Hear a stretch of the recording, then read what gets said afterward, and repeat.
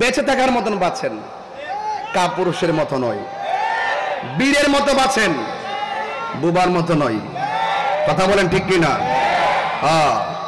আমরা দেশের কিছু মৌলবীরা লোভে পড়ছে, লোভে গ্রেপস অল লস অল, অতি লোভে তাতি নষ্ট। দেখবেন যেদিন থেকে মাজার আক্রমণ করছে সেদিন থেকে বলছি গজব আসতেছে। কথা বলেন ঠিক না বেটি? আমরা নবীজিকে ভালোবাসি 99% নাকি 100%? কারা কারা 100% ভালোবাসেন? এখন আকীদাটা ক্লিয়ার করেন। বাহ, করতে গাইলেন আপনারা। আওয়াজ করে কোন নবী মাহফিল দেখার ক্ষমতা আছে না নাই? এদিকে আওয়াজ দিচ্ছে না, জোরে কও। নবী এই হালি শহরের মাহফিল দেখার ক্ষমতা আছে না নাই? আমার নবী দেখার ক্ষমতা আছে না নাই? আমার নবী কবরে সশরীরে থাকার ক্ষমতা আছে না নাই? আমার নবী হাসরের মাঠে সুপারিশ করার ক্ষমতা আছে না নাই?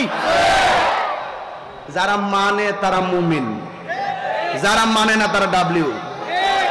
কথা কোন ঠিক না বেটি? এদের সাথে আহলে সুন্নাত ওয়াল জামাতের কোনো সম্পর্ক আছে? সম্পর্ক এই কথাগুলো কেউ বলতে চায় না।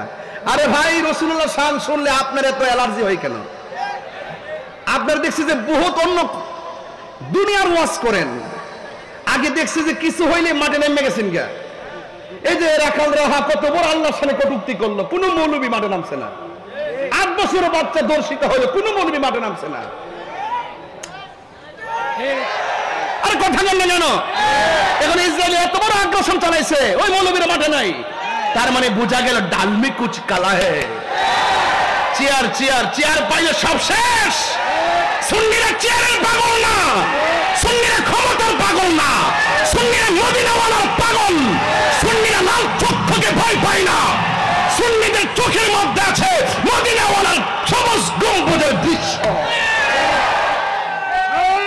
তাকবীর, আল্লাহু আকবার, নারে ইয়া রাসূলুল্লাহ, ইয়া রাসূলুল্লাহ, নারে ইয়া হায়দারি, ইয়া আলী, ইয়া আলী, নারে গাউসিয়া, ইয়া গাউসিয়া।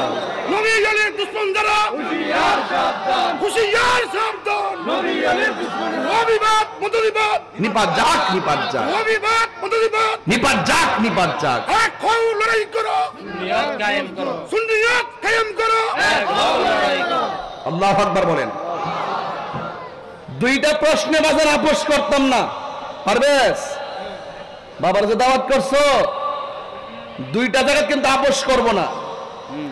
আমি পরিষ্কার ভাষা বলে যাই, দুইটা জায়গায় এই মার্চ 26 মার্চ মহান স্বাধীনতা দিবস, এই দিবসটা আমাদের জন্য অনেক চেতনার। যদি বাংলাদেশের কোন মানুষ যদি বাংলাদেশের স্বাধীন সার্বভৌমত্ব নিয়ে চক্রান্ত করে, এই দেশের ইঞ্চি ইঞ্চি মাটি নিয়ে যদি চক্রান্ত করে, আমরা ছাড় দিব না।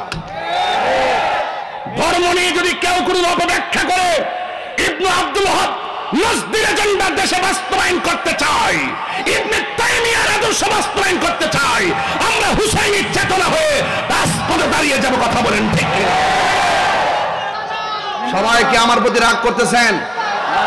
সবাই কি আমার প্রতি রাগ করতেছেন? এই কথাগুলো না বললে পাবেন কোথায়? শুধু পারি না আপনারা যুবকদের কারণে, আপনারা কোনো না কোনো দলে ঢুকে যান গা। এখনো কি বোঝার বাকি আছে? 2.5 বছর যে চিল্লাইলাম যে আপনারা এক থাকেন, সুন্নিরা সবে এক হন। আমরা কার সাথে যাব, কার সাথে চলবো পরে সিদ্ধান্ত দিব। আমরা যদি এক হয়ে একটা জায়গায় থাকতে পারি, সব আমরা পিছনে ঘুরবে। আর আমরা যদি এক ঘরে মানুষ 5টা ভাগে 5 দিকে জায়গা, তাইলে আমরা দুর্বল হয়ে যাই।